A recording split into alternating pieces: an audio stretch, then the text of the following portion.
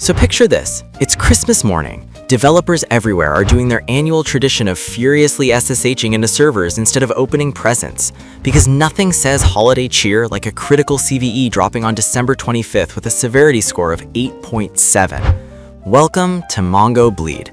Here's the bug in plain English. MongoDB has supported compressed messages since 2017. You send a compressed packet and you can lie about how big the decompressed data is going to be, like telling TSA your bag weighs 22 pounds when it's actually 50. Except instead of paying a fee, MongoDB just hands you back a chunk of server memory you were never supposed to see. No logging, no authentication, just vibes and heap data. And that heap data could be passwords, API keys, session tokens, whatever happened to be sitting in memory from the last operation. Gone. Exfiltrated. Bye. The actual fix, by the way, is one line of code. One line.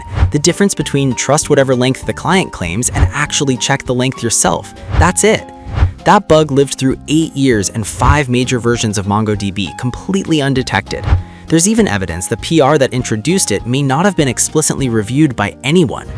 So congratulations, a single unchecked commit in 2017 became the IT department's Christmas crisis in 2025.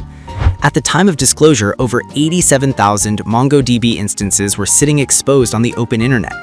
And if you're running an end-of-life version like 3.6 or 4.0, those aren't getting a patch at all, you just have to upgrade.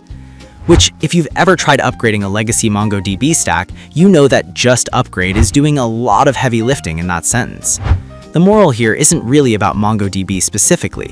It's that software is written by humans, reviewed by tired humans, and then quietly runs in production for a decade while everyone assumes someone else checked it.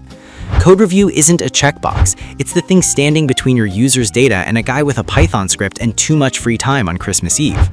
Patch your databases, check your logs for connection spikes, and maybe pour one out for every on-call engineer who spent December 25th doing absolutely none of what they planned. Smash the like button and subscribe if you enjoyed this.